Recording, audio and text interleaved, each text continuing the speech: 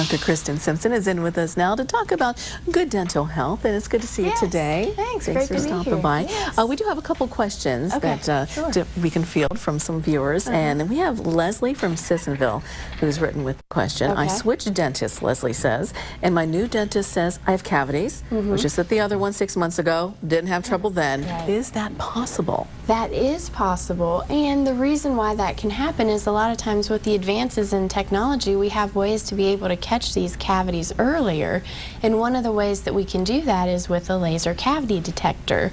The laser cavity detector just shines into the grooves of the teeth and will let us pick up areas of decay before we can see it on an x-ray. So it could have been that your other dentist was only using the x-rays and didn't have a laser cavity detector to be able to get these cavities in the grooves early. So once you catch them early, you're able to fill in those grooves to be able to seal those grooves. So this is what the laser cavity detector looks like, and it just gives us readings of how much of the decay is in the tooth. And this is a groove of a back tooth, your back chewing teeth. They just have deeper grooves, and you can see that there's actually a cavity starting in this groove. So what we can do is just clean out that groove, put in a filling material. It makes it a smoother surface so that it's easier to keep clean and prevents that cavity from developing even more. So it's good, you know, to catch things early. We always talk about that, and we want to be able to get the cavity while it's still in the enamel of the tooth before it progresses into the dentin, which is the softer tooth structure, and then the cavity goes faster then. So overall, technology has just made the detection even more. That's right. More possible. Yes. All right, we have Brandon from Bell who had asked a question. My gums bleed, Brandon says, when I floss. Is it normal? Well, no, that's not normal. If your gums are bleeding when you're brushing or flossing, that means you have gingivitis, which is the start of gum disease.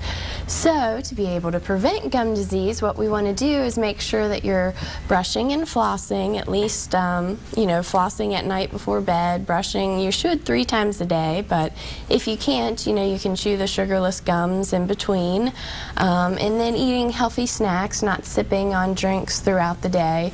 That's one thing that you can do. And this picture shows what a healthy gum and bone structure looks like on one side, and then it shows the buildup of tartar on the other side and how the bone starts to shrink away with that constant irritation and inflammation. So what you want to do is keep the gums healthy. So here's a picture of healthy gums. They're pink and they're stippled, kind of like an orange peel.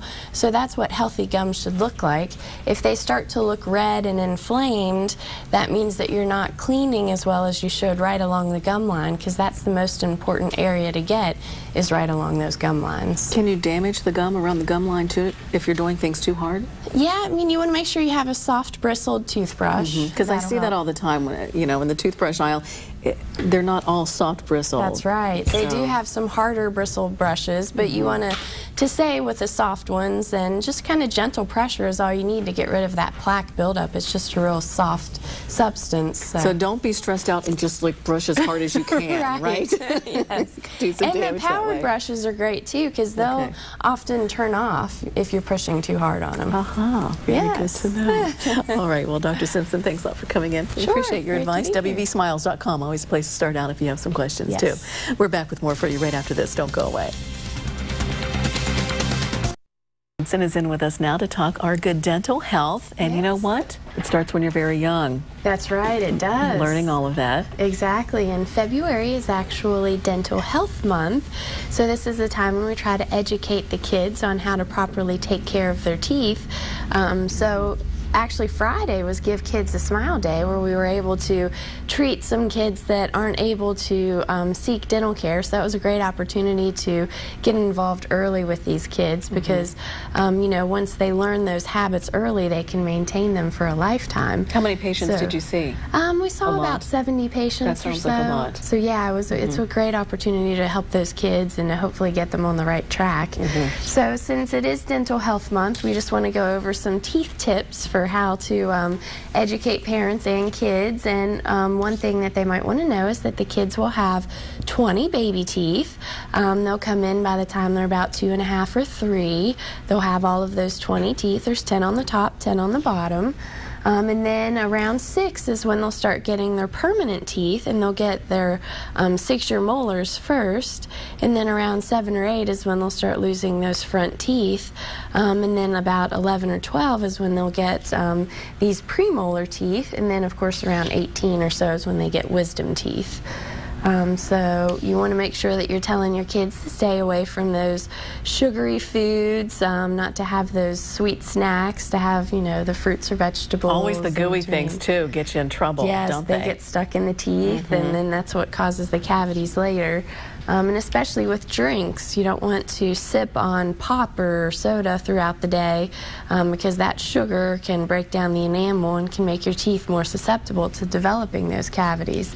So you just want to make sure that you're teaching your kids how to properly brush or floss, and make sure that you're checking them after they do it. A lot of times, even if the kids seem very independent, you might think they're doing it well themselves, and they might not be. So I still watch. Yes. We get good reports, but I still supervising. Just to make sure, yes. I mean, even up to like 7, 8, you want to do that. Yeah. And beyond. And beyond, yes, exactly. You're still the boss, right? That's right. All right, do you like the rinses, too, for kids? Those are good, okay. Yes. That can help to freshen your breath, and it's still important, though, to make sure they are brushing and flossing, too. Yeah. All right, and those little flossers make it easy for them. They do, so they don't have to worry about wrapping it around their fingers. They can just use that to hold the floss for them, and that can help a lot. And I think more now than ever, if there's a kid who's, you know, anti-brushing teeth, there are just so many little characters on the brushes and everything. Exactly, so many novelties to help them just be excited about the whole thing. Yes. More than ever. Yes. All right, we do have a question for you, too. Okay, sure. Sherry from Oak Hill had written in, is it normal to be able to tell if a tooth has a crown? Can you tell?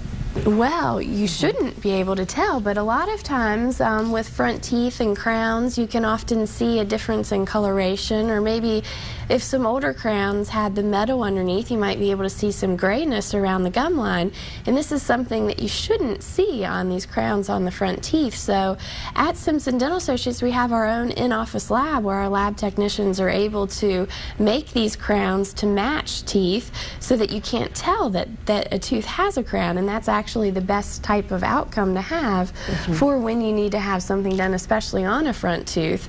So a lot of times if you have discoloration around the margins of an old crown, we can replace that and make it match to the point where you can't tell that it's there, and replace that beautiful smile. So that's something that we can do with the in-office lab, because it's really an art, you know, building that porcelain and getting everything to match. So it really helps to have the lab right there to do that with us. And when in doubt, if you have any questions, always wvsmiles.com. That's right. Place to go. All right, Dr. Simpson, it's good to see you this week. All right. We'll see you next time, too. And we're back with more for you right after this. Don't go away.